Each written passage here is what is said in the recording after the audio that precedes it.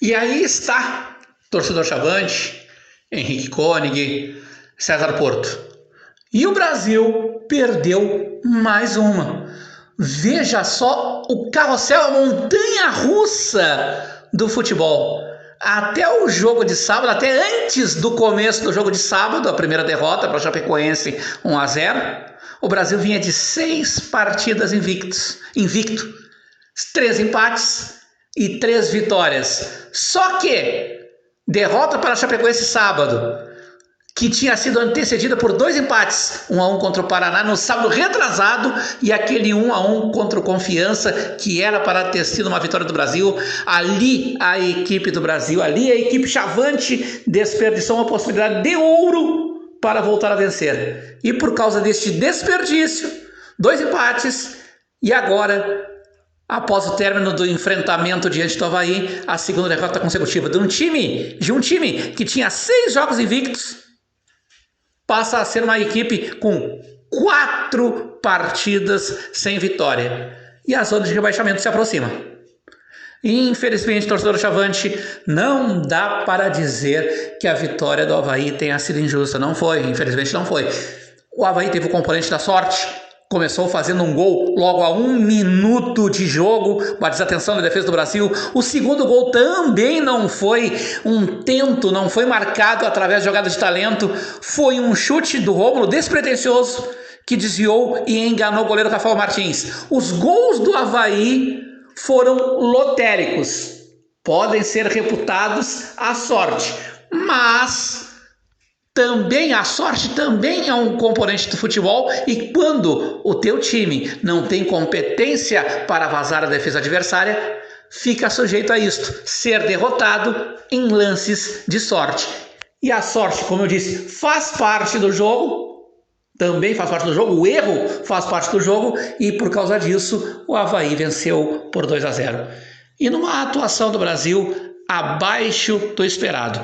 Já não tinha sido tudo isso contra o Chapecoense, mas se deu desconto. O Brasil não jogou tão bem assim, mas teve coragem de enfrentar a Chapecoense de peito aberto. Em vários momentos da partida, propôs o jogo, só não teve a competência para fazer o gol. E acabou sofrendo, até injustamente, no apagar das luzes da partida, a derrota diante de uma equipe que é sabidamente superior ao do Brasil, a do Brasil.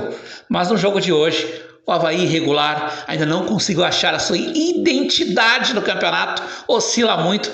Era um time contra o qual o Brasil poderia, se não sonhar com a vitória, pelo menos poderia sonhar em trazer um ponto para Pelotas. E não conseguiu. Por quê? No primeiro tempo foi lento, burocrático, afunilou demais o jogo, teve apenas 2 chegadas à meta adversária e, além disso, como já disse anteriormente, já saiu perdendo por 1-0 no vestiário. Já vou até exagerar, saiu perdendo por 1-0 no vestiário.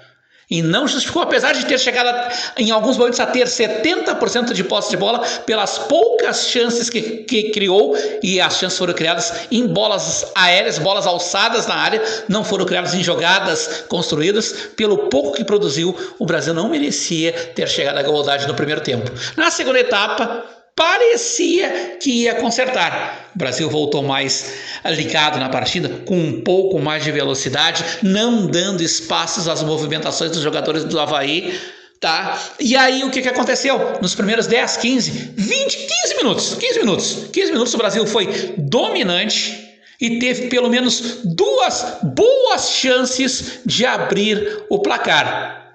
Mas ficou por aí.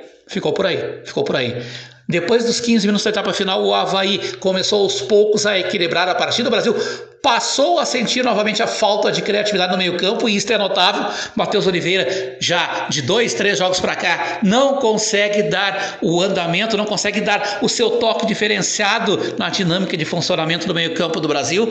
E o time sente isso, porque tirando o Matheus Oliveira, não tem nenhum outro jogador de criatividade. GG, que poderia ser este outro jogador, não está sendo, e já há algum tempo não está sendo a válvula de escape do Brasil. com a queda de rendimento de Matheus Oliveira, melhor marcado pelos adversários, o Brasil sucumbe novamente à falta de criatividade. Cria muito pouco, chega muito pouco à meta adversária. Não tem objetividade, não tem penetração na área. Enfim, foi cedendo campo aos poucos ao Avaí no segundo tempo, depois dos 15 minutos do segundo tempo.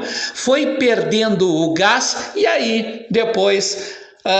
o Avaí chegou ao segundo gol e matou definitivamente toda e qualquer possibilidade de reação do Brasil. As substituições de La Torre, Christian, não redundaram em acréscimos à produção do Brasil. João Ananias e o Wellington Simeão são mudanças protocolares. Não tiram, mas também não acrescentam. Não se espera muito deles. O único jogador que entrou e deu alguma correspondência positiva foi o Luiz Henrique, que no final foi ousado, foi arrojado, partiu para cima e arriscou um chute de fora da área e fez o gol de desconto do Brasil.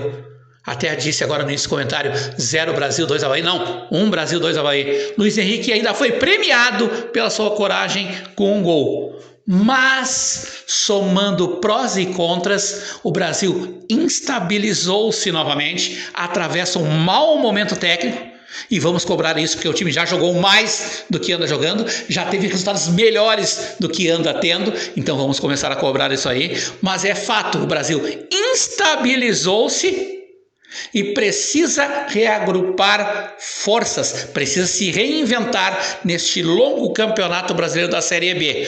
Próximo desafio, sábado, diante do Juventude, um dos bons times do campeonato também, se não está no G4, está próximo ao G4.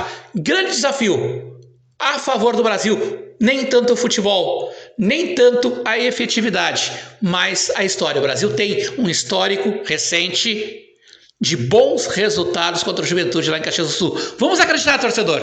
O bom futebol pode reaparecer e um bom momento para isso vai ser no sábado, porque na noite dessa terça-feira o bom futebol negou-se a andar de mãos dadas com o Brasil.